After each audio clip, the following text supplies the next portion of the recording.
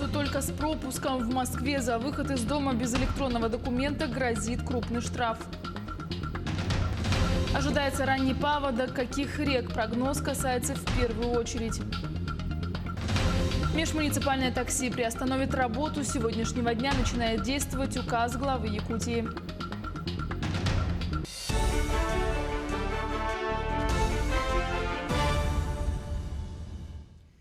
В эфире новости, в студии Юлия Великодная. Сегодня Владимир Путин в 4-й раз обратится к россиянам из-за распространения коронавирусной инфекции COVID-19.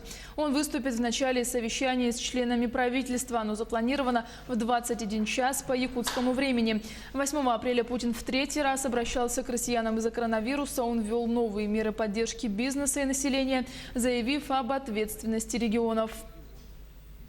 Число заразившихся новой коронавирусной инфекцией в России выросло за последние сутки на 3388 и сейчас составляет 24 тысячи человек, 490 в 84 регионах. Заболевших нет только в республике Алтай. Об этом сообщили журналистам в оперативном штабе по борьбе с распространением коронавируса. Таким образом, число случаев заражения увеличилось на 16,1%. Выздоровело 1986 человек. 198 человек умерло.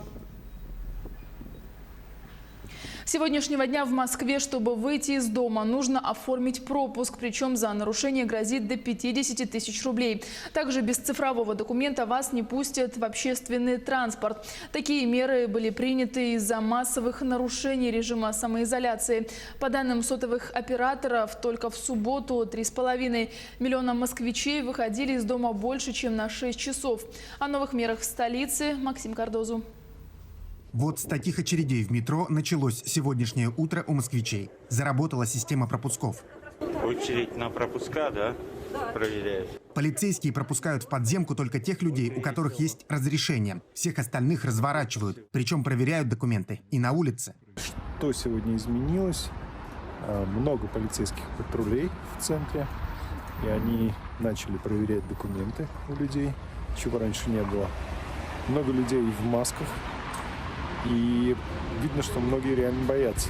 Городские власти ввели 3 вида пропусков – для работы, посещения больниц и для личных целей. Причем последние можно использовать только 2 раза в неделю. И выдаются они на 1 день. Для похода в ближайший продуктовый или для того, чтобы выгулять собаку, пропуск не понадобится. Разрешительные документы можно оформить на городском портале госуслуг, предоставив данные о работодателе и своем передвижении. Специальный QR-код скачивается на телефон или распечатывается. А как вы оформляли? Через mos.ru. И как? Расскажите вообще про процесс. Вам легко было, сложно? Очень легко. Да? Да. А как-то были какие-то проверки, например, по тем данным, которые вы указывали? Нет. Нет, то есть просто... Просто все оформили, паспортные данные, телефоны, все, нет проблем. Причем пропуск нужен будет и для передвижений на машине. С понедельника в столицу уже не пускают автомобили с иногородними номерами. Такие меры были приняты из-за массовых нарушений режима самоизоляции. По данным сотовых операторов, только в субботу 3,5 миллиона москвичей выходили из дома больше, чем на 6 часов. У нас все гуляют, вот абсолютно все. Даже половина, сколько я смотрю, без работы. Просто они гуляют по центру, ходят. Причем за нарушение самоизоляции уже начали штрафовать. Курьезный случай произошел в районе Некрасовка. На видео спасательная операция. Мужчина, делая селфи, выпал из окна. На помощь подоспели полицейские, а потом оштрафовали на 4000 рублей. Оказалось, любитель фото был в гостях. За нарушение пропускного режима пешеходу грозит либо предупреждение, либо штраф до 30 тысяч рублей. А если выход в город без документа навредит здоровью уже другого человека, то вам придется заплатить от 15 до 50 тысяч рублей. Максим Кардозу, Виктор Олесов, Москва. К событиям региональным в этом году ожидается ранний паводок. В первую очередь это касается основных рек республики. На совещании по подготовке к безопасному пропуску паводковых вод глава региона Айсен Николаев отметил, что необходимо обратить особое внимание на малые реки, рассказывает Юрий Осипов. Аномально теплая и снежная зима в этом году была во многих районах республики. По предварительным данным, 54 населенных пункта в 17 районах находятся под угрозой подтопления. И сейчас мы видим уже достаточно интенсивное таяние снежного покрова в южной части республики, центральной, западной. Есть достаточно серьезные уже прогнозы по запасам воды в снеге. В этом году ждем ранний паводок. в основном нашим исходим из этого. Вот. Особое внимание на малые реки, потому что с учетом того, что вскрытие может пойти раньше. По сообщению якутского гидромета, запасы воды в снежном покрове к моменту их максимального накопления значительно превышали средние многолетние значения. Толщина льда повсеместно на 10-35 сантиметров меньше средних многолетних значений. И только в низовьях реки Лена, Вилюй и реки Колыма у поселка Зырянка она в пределах нормы или незначительно превышает ее. Вскрытие рек республики ожидается на 2-7 дней раньше нормы. Для мониторинга гидрологической ситуации на реках республики спланирована работа 177 специализированных постов, из которых 121 постоянные и 56 временные. Длительные противопаводковые мероприятия по ослаблению прочности льда на затороопасных участках рек республики проводятся в соответствии с планом и без отставания от графика. На сегодняшний день выполнено 45% запланированных работ. Во всей республике идут работы по зачернению и ослаблению льда. По сообщению исполняющего обязанности председателя правительства Алексея Колодезникова, в нескольких районах эти работы уже завершены. Мы подготовили резерв взрывчатых веществ. У нас заключены контракты на авиационные работы. Планируется подготовить 231 пункт временного размещения населения. Готовятся эвакопункты под размещение и перегону скота. Очень важно сейчас подготовить средства связи сотовые, чтобы работали. Для безопасного пропуска весеннего половодья был разработан и скорректирован план по смягчению рисков от негативных воздействий паводка.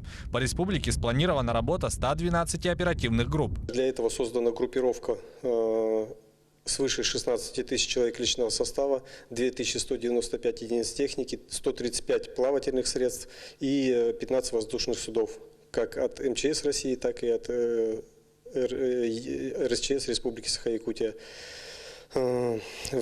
Также имеется 4 беспилотных летательных аппарата на базе наших оперативных групп и спасателей. Также в Якутию прибыл приемно-передающий комплекс для отслеживания паводковой обстановки. Он уже прошел апробацию и начал работать. Это позволит в несколько раз ускорить работу и взаимодействие между службами. Юрий Осипов, Джилустан Иннокентьев, Якутск. Подготовка к строительству Ленского моста продолжается. На месте возведения проводят инженерные изыскания. Ведут буровые работы, топосъемку территории, геофизические работы. Гидрологи изучают характеристики льда и готовятся к ледоходу, чтобы определить его параметры. В настоящее время пробурили более 300 скважин общей глубиной более 5 километров. Таким образом, завершен первый этап работ проведения изысканий. Стояла задача закончить буровые работы до закрытия ледовой переправы. На сегодняшний момент работа выполнена в полном объеме. Для этого были привлечены буровые компании, местные компании, а также специалисты, мобилизованные из города Москвы, которые специализируются по мостостроению. Все эти изыскания, которые проводятся, все керны направляются в Москву для изучения, для лабораторных испытаний. И на основании этого будет уже определен расчет по глубине установки свай и в целом расчет по нагрузке самого моста. Эпидемиологическая ситуация в республике остается достаточно напряженной. За последние сутки в Якутии подтвердилось 3 новых случая заболевания коронавирусной инфекцией. Об этом сообщил глава Якутии Айсан Николаев. В Якутске COVID-19 выявлен у жительницы Верхоянского района, которая с марта находилась в столице региона. Женщина госпитализирована, круг ее контактов установлен, у них берут анализы. Также 2 новых случая в Алдане выявили у людей из круга первых зараженных. Главное, чтобы, опять же, те ограничения, которые там остаются, они все жестко соблюдались. Это очень важно, еще раз говорю, потому что у нас сегодня случаи коронавирусной инфекции, пусть завозные, но они уже и в сельских районах, в частности и в Горном Улусе, и в Вилюйском Улусе уже зарегистрированы. Поэтому сейчас самое главное – это вот соблюдение режима самоизоляции, режима социального дистанцирования в общественных местах, соблюдение режима работы для тех предприятий, где работа проводится, масочный режим. Это очень важно. И это очень нужно. Прошу якутян строго придерживаться тех предписаний, которые сегодня выданы и федеральными органами, и республиканскими органами власти. С сегодняшнего дня начинает действовать указ главы Якутии, согласно которому все населенные пункты республики условно делятся на 3 группы. По какому принципу и где исключен ряд ограничений, готов рассказать Сергей Михедов. Вступил в силу указ главы Якутии по недопущению распространения коронавируса в Якутии. COVID-19 выявили сразу в нескольких районах республики, поэтому введены дополнительные ограничения. А в некоторых населенных пунктах, напротив, разрешили то, что было раньше запрещено. Обо всем по порядку прямо сейчас. Первое и, пожалуй, самое заметное нововведение. С 15 по 30 апреля приостановлено движение транспортных средств, которые перевозят пассажиров между муниципальными образованиями. Проще говоря, временно запрещено курсировать такси и автобусам категории М1 и М2 между населенными пунктами по всем дорогам. Также все населенные пункты Якутии условно разбили на 3 группы. И к первой из них крупные муниципальные образования, такие как Якутск, Жатай, Алданский, Ленский, Мирнинский и Нерюнгринский районы, добавили также Нижний Бестях и Тикси. В этих населенных пунктах режим самоизоляции уже был введен. В целом он сохраняется, но допустимы некоторые послабления. Итак, в перечисленных выше муниципальных образованиях с 15 по 30 апреля не работают рестораны, кафе, столовые и другие предприятия общепита, торгово-развлекательные центры, рынки и ярмарки, дома культуры, караоке, дискотеки и другие ночные заведения с похожим форматом. Остаются закрытыми кинотеатры, детские развлекательные центры, банкетные залы, спортивные клубы, катки, тренажерные залы. Остаются закрытыми бани, сауны, солярии и бассейны. Это касается и компьютерных клубов. Закрыты также парикмахерские, салоны красоты, косметические и спа-центры, негосударственные детсады, библиотеки, букмекерские конторы, тотализаторы и фирмы по организации лотерей. Что касается Алдана, то здесь карантин, а значит особый режим, и закрыто практически все. А теперь о тех, кто работает, и здесь есть некоторые послабления режима самоизоляции. Продолжают работу магазины, продающие товары первой необходимости. Также разрешили работу отдельно стоящим специализированным стационарным объектам торговли. Работают продуктовые магазины, аптеки и салоны сотовой связи внутри торгово-развлекательных центров. Продолжают функционировать услуги по доставке еды. Открылись бани, но только включенные в перечень предприятий гражданской обороны. Открылись парикмахерские, салоны красоты, косметические и спа-центры, имеющие медицинскую лицензию. Начали выпускать и периодические издания. Ко второй группе населенных пунктов отнесены труднодоступные поселения, не имеющие круглогодичного транспортного сообщения. В общий список включены около 200 муниципальных образований. Весь список вы видите сейчас на своих экранах. В основном это арктические и труднодоступные сельские районы. Как мы говорили ранее, автобусы и такси сюда ходить не будут. А после закрытия зимников и ледовых переправ здесь транспортная доступность сведена практически к нулю. Соответственно, раз природа эти места уже изолировала, постепенно восстанавливается и привычная жизнь. В общем, в труднодоступных населенных пунктах работает все, за исключением домов культуры, культурно-досуговых организаций, кинозалов, спортивных центров, иных развлекательных заведений и, конечно, закрыты банкетные залы. К третьей и последней группе относятся все неназванные выше муниципальные образования. В основном это сельские районы, Заречье, Центральная и Вилюйская группы улусов. Итак, с 15 по 30 апреля в этих районах не работают торговые центры, ярмарки, рынки, рестораны, кафе и иные представители общепита, дома культуры, дискотеки, караоке, а также спортзалы, катки и иные подобные спортивно-досуговые организации. Однако есть и послабления. Разрешено работать продуктовым магазинам, аптекам и салонам сотовой связи внутри ТРЦ. Продолжают доставлять готовую еду, работают буфеты, столовые и кафе в тех организациях, деятельность которых не была приостановлена. Разрешено вернуться к привычной деятельности и предприятиям индустрии красоты, но только при наличии медицинской лицензии. Примерно в таком режиме Якутия будет жить ближайшие 2 недели. Предпринимателям рекомендуем пункты указа не нарушать, потому как возможны строгие меры наказания, вплоть до уголовной ответственности. Лучше оставайтесь дома и будьте здоровы.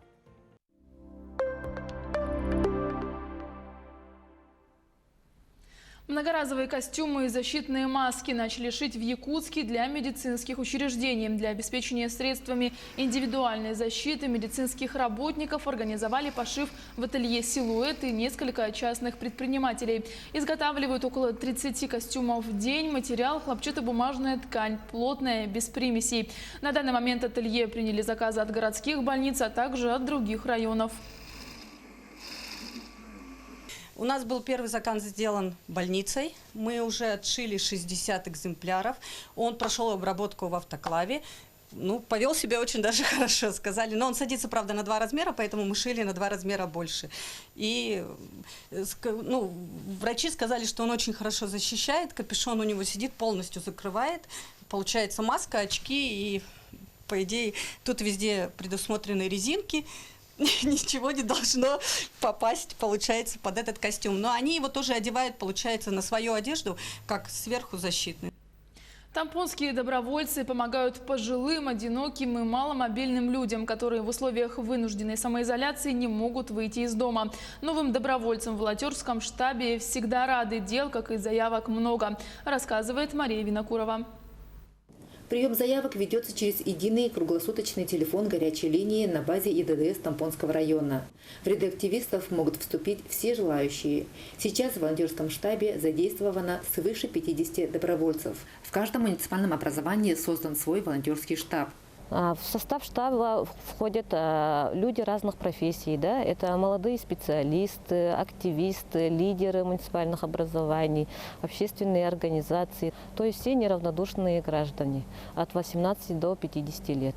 Абсолютно разные интересы, социальное положение, профессии, возрасты. Объединяет волонтеров желание помочь ближнему. В целом люди относятся с пониманием. Например, в аптеках нас пропускают без очереди, в магазинах. Поэтому стараемся, работаем, стараемся помочь нашим пожилым людям. Почти за месяц волонтерами отработано свыше 130 обращений. Они помогают в покупке продуктов, товаров первой необходимости, медикаментов, выносе мусора. С каждым днем число волонтеров увеличивается. Мы, как волонтеры-медики, работаем посредственно с районной больницей. Мы выписываем лекарственные средства через врачей, потом доставляем в аптеку Томпофарм. Если есть лекарственные средства в наличии, мы сразу же получаем и доставляем до квартиры пожилым людям. Все волонтеры прошли обучающие курсы по оказанию помощи пожилым людям в экстренной ситуации. Также они обеспечены необходимыми средствами защиты – масками, перчатками, антисептиками. Мария Винокурова, Хантыга, Тампонский район. Оставайтесь с нами, мы следим за развитием событий в республике и за ее пределами.